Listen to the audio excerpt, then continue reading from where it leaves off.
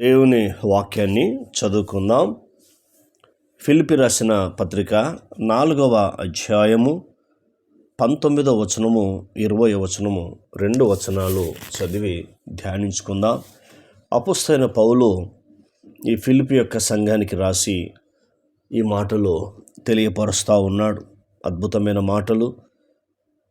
మన జీవితంలో, మన బ్రతుకులో మనకు ఉపయోగపడే మాటలు, మన శ్రమలు బాధల నుంచి విడిపించి మన ప్రతి అవసరాన్ని తీర్చే మాటలు, అవే యేసుక్రీస్తు ప్రభువారి మాటలు.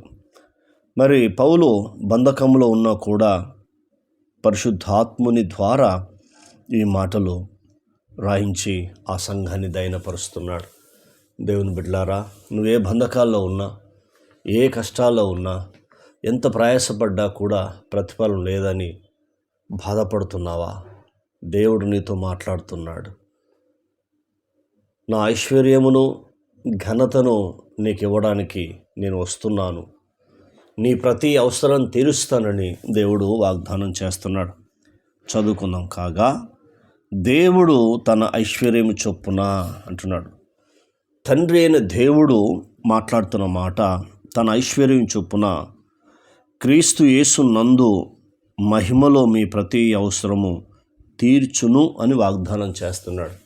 తండ్రి అయిన దేవుడు మాట్లాడుతున్న మాట ఎంత అమూల్యమైందో మనకు అర్థమవుతూ ఉంది. కాబట్టి ఆ మాట వింటున్న నీవు కూడా ఈ మాటలో జీవముంది, ఆశీర్వాదం ఉందని తెలుసుకోవాలి.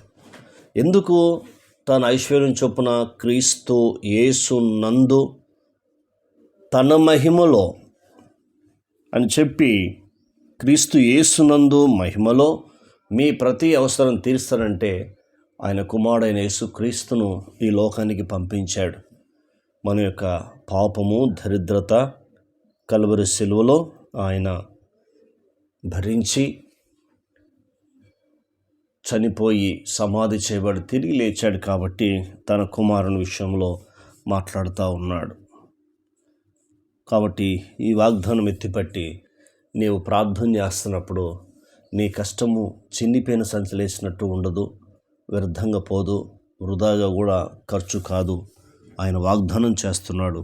ఈ వాగ్దానం ఎత్తిపట్టి నీవు ప్రార్థన చేయమని దైవ సేవకుడిగా కోరుతా ఉన్నా. తన ఐశ్వర్యం చొప్పున అంటున్నాడు. అంటే దేవుడు శ్రీమంతుడు, సర్వాధికారం కలిగిన దేవుడు, సర్వశక్తి కలిగిన దేవుడు, సార్వభౌమ అధికారం కలిగిన దేవుడు, ఈ భూమిని, ఆకాశమును, సముద్రమును, సమస్తమును సృష్టించిన సృష్టికర్త అయిన దేవుడు నీతో మాట్లాడుతున్నాడు.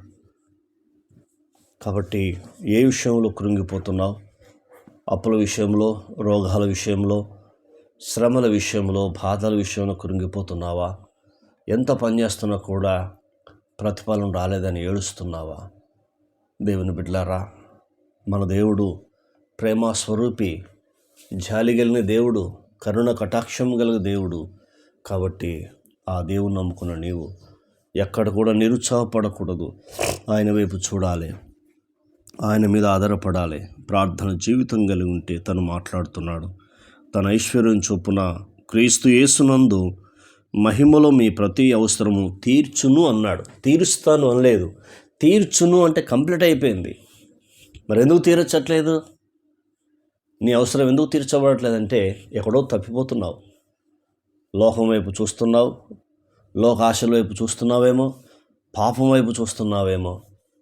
కాబట్టి లోకం వైపు చూడకూడదు, మనుషుల వైపు చూడకూడదు, పాపానికి చోటు ఇవ్వకూడదు. వాటిని ఎదిరించాలి. మనుషుల్ని ఎప్పుడు పోల్చుకోకు. వాడు బిల్డింగ్ కట్టేశాడు, వానికి అన్నీ ఉన్నాయి, నాకేమి లేవని నువ్వు మనుషుల వైపు ఎప్పుడు చూడకూడదు. ఎందుకంటే నీవు దేవుని బిడ్డవు.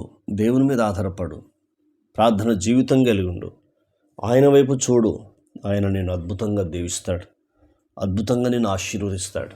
దేవుడు ఎప్పుడు పక్షపాతి కాడు. కొందరికిచ్చి నీకు ఇవ్వను అనడు, అందరినీ సమానంగా చూస్తాడు.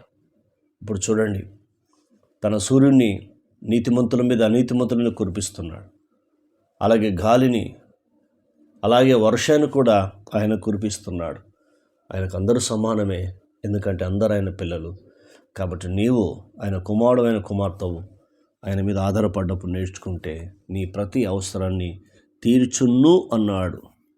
అంటే ఎంత అద్భుతమైన దేవుడో చూడు. కాబట్టి ఈ వాగ్దానం ఎత్తిపట్టి ప్రార్థన చేయమని కోరుతున్నాను. ప్రార్థన. కన్న తండ్రి, నీకు స్తోత్రాలు. మీరు విన్న ప్రభా మాతో మాట్లాడుతూ వచ్చిన మీ లేఖన భాగాన్ని బట్టి వందనాలు. మీ ఐశ్వర్యం చొప్పున క్రీస్తు యేసునందు మహిమలో మా ప్రతి అవసరం తీరుస్తారని వాగ్దానం చేశావు. అందుకు మీ కృతజ్ఞతలు, మీకు స్తోత్రములు చెల్లిస్తున్నాం. ఈ మాటలు దుష్టతకు పోకుండా సహాయం చేయమని మా ప్రార్థన విని జవాబిచ్చినందుకు వందనాలు. మా ప్రతి అవసరాన్ని మీరు తీర్చినందుకు వందనాలు. ఇంకా వినబోతున్న వారి ప్రతి అవసరాన్ని కూడా మీరు తీర్చండి. వారి సమస్యల నుంచి విడిపించి నీ నామానికి మహిమ తెచ్చుకోమని మా ప్రార్థన విని జవాబు ఇచ్చినందుకు కృతజ్ఞతలు చెల్లిస్తూ యేసు నామంలో పొంది ఉన్నాం తండ్రి. ఆమేన్. దేవుడు మనందరినీ దీవించి ఆశీర్వదించునుగాక. ఆమేన్, ఆమేన్, ఆమేన్.